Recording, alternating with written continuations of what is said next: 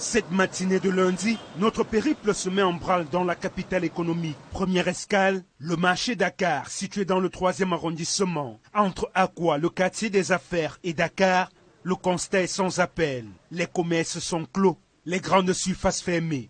Du côté de kilomètre 5 et Kanyabassi, c'est la même atmosphère. La foule habituelle se fait rare, la ville semble figée.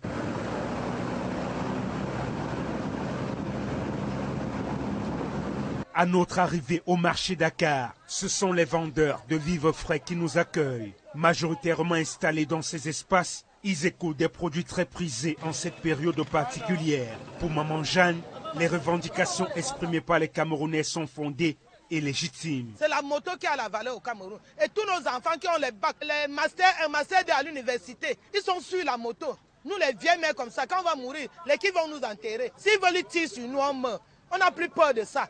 On a nos courages, nous les vieilles mères, qu'on a nos enfants qui ne travaillent pas, avec nos petits-fils qui ne travaillent pas. À l'intérieur du marché, le décor change. Les comptoirs sont vides et soigneusement rangés, témoignant de l'absence de leurs propriétaires. Les couloirs sont déserts et les rares commerçants présents hésitent encore à lever leurs rideaux, malgré les tentatives de persuasion du voisinage. J'ai dit à ma voisine que moi je n'irai pas, je reste au marché. Tout à l'heure j'ai entendu que nous voulons donc cette semaine qu'on nous accorde la grâce, la clémence de revenir sur la bonne moralité pour que tout le monde soit occupé. Ici au marché Dakar, dans le 3e arrondissement de Douala, ce n'est pas l'affluence des jours ordinaires.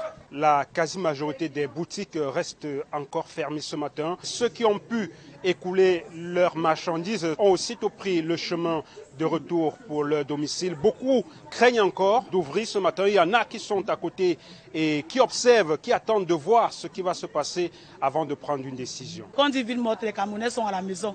Il faut que chacun guette d'abord par le trou si sa voisine est sortie avant qu'elle aussi elle sorte. Une situation quasi similaire se dessine au marché non glacé dans le 2e arrondissement. Seuls les vivres frais sont exposés ici, tandis que les boutiques restent fermées. La misère touche également le secteur des conducteurs de mototaxi. Raphaël, lui, tourne vide depuis les premières heures de la matinée. Fatigué, il envisage déjà d'interrompre sa journée de travail. Depuis 8 heures, je suis sorti jusqu'à maintenant, je travaille 1000 francs à peine. Les élèves ne partent pas à l'école, tout est fermé, je ne vois rien ouvert. Je suis quitté en Dokoti pour ici à vide, ici à la Elf, à vide, même pas une seule personne, jusqu'à ce que je suis arrivé ici. Comme je rentre comme ça, moi à la maison, me coucher parce qu'il n'y a rien dehors. Je consomme mon essence pour rien. Et l'essence est même d'abord rare. Nous reprenons la route en direction du carrefour Dokoti.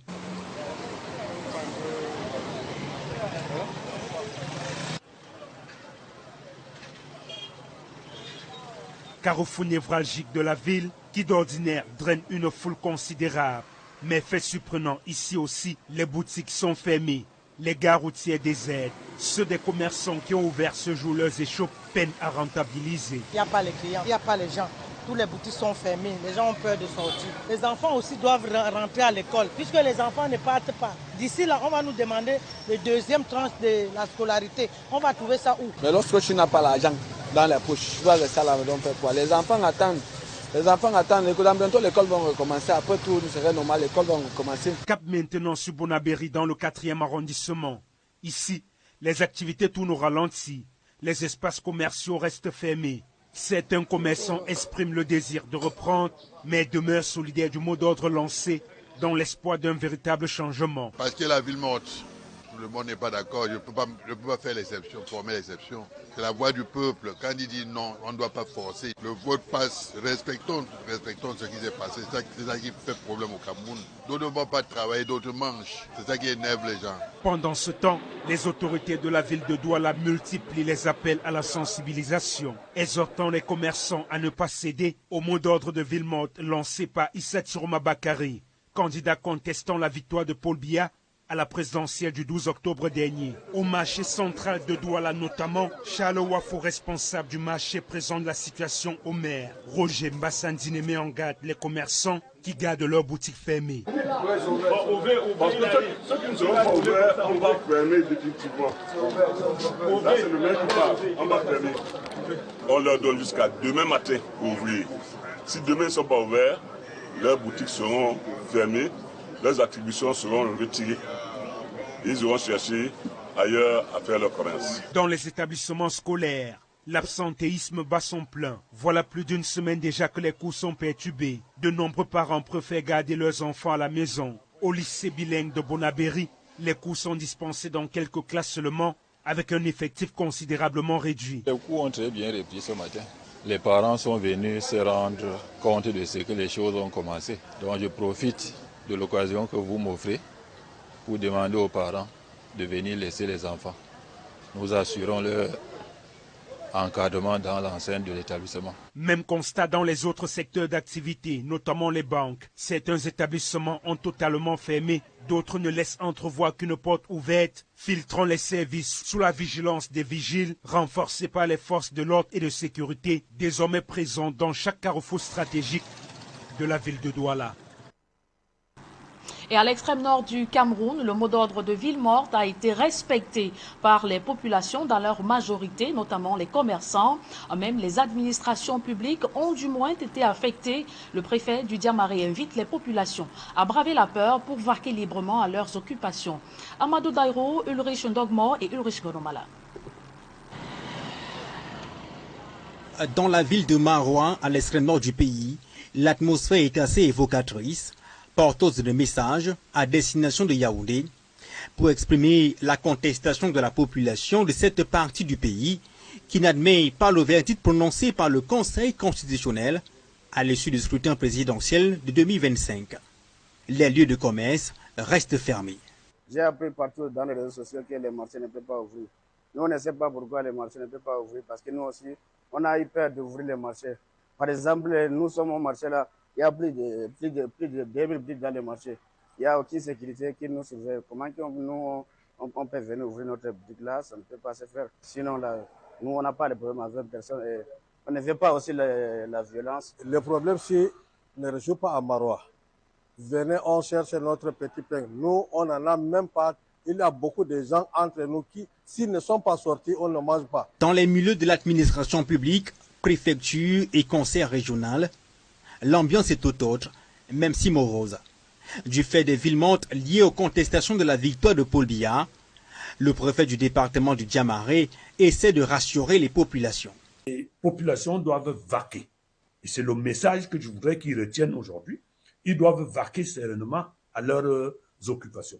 Nous sommes dans un environnement, excusez-moi de le dire, moi j'ai des amis qui ont une femme et 15 enfants, 2 femmes et 15 enfants. Vous pensez que lui qui est commerçant ou tailleur, s'il reste chez lui pendant 3 jours, les 15 enfants là vont manger quoi? Qui va donner de la nourriture à ses épouses? Donc il faut qu'ils comprennent donc l'État ayant pris toutes les dispositions pour leur assurer la sécurité, qu'il n'ait aucune crainte à aller ouvrir les commerces ou aller vaquer sereinement à leurs activités. Selon Jean-Marc Ekwambarga, seule la ville de Maroua a observé le mot d'ordre de ville morte, alors que dans les arrondissements qui dépendent de ce centre-ville, notamment sur le plan économique, les activités se déroulent sereinement. Et la ville de Bafoussam, également affectée par le mot d'ordre de ville morte lancé par Issa Tiroma Bakari. Ce lundi 3 novembre 2025, la plupart des commerces et les agences de voyage sont restés fermés. Et vous nous dites, Robert Kenyé et Vivien Tonfac, que ceux qui ont ouvert ont attendu les clients en vain. Au lieu du gare routier entrée de la ville à Bafoussam, ce n'est pas l'affluence des jours ordinaires. Quelques transporteurs qui ont bravé le mot d'ordre de ville morte lancé par Issa Tiroma Bakari peinent à trouver le moindre passager. Mais nous vivons vraiment du calvaire. Nous ne parvenons pas à trouver à manger ni à boire de l'eau à cause de la crise. De la crise, nous ne parvenons pas à joindre les deux bouts. Nous sommes comme ça à la gare routière.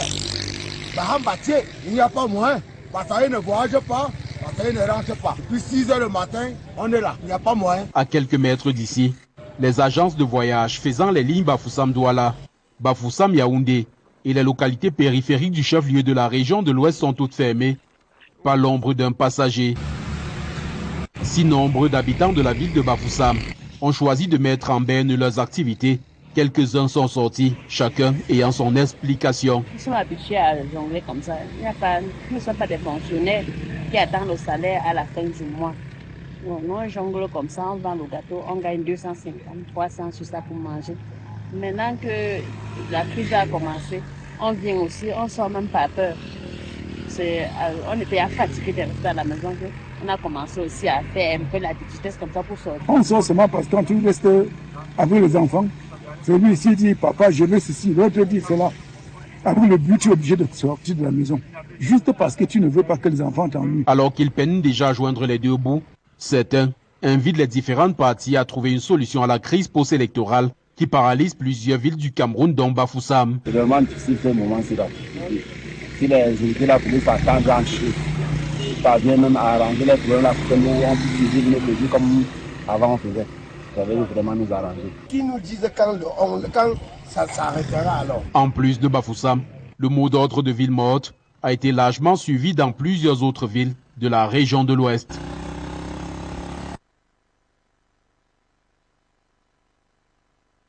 Morte. Les commerçants de la capitale politique ont ouvert leurs magasins. Les habitants de la ville aux 7 collines ont vaqué à leurs occupations sans observer le mot d'ordre du président Issa Tiroma Bakari demandant aux populations de rester chez elles. Rodrigue Ngassi et Aïk Cyril ont pris l'ambiance des activités quotidiennes dans les artères de la ville. Regardez plutôt. C'est la sortie des classes à l'Institut Monseigneur Graffin de Nkolbisson. Nous sommes dans l'arrondissement de Yaoundé 7. Ici, le mot d'ordre de ville morte n'a pas été respecté. Je voudrais d'abord féliciter les populations de Yaoundé en général et les populations de Yaoundé 7 qui n'ont pas suivi le mot d'ordre de ville morte qui a été lancé.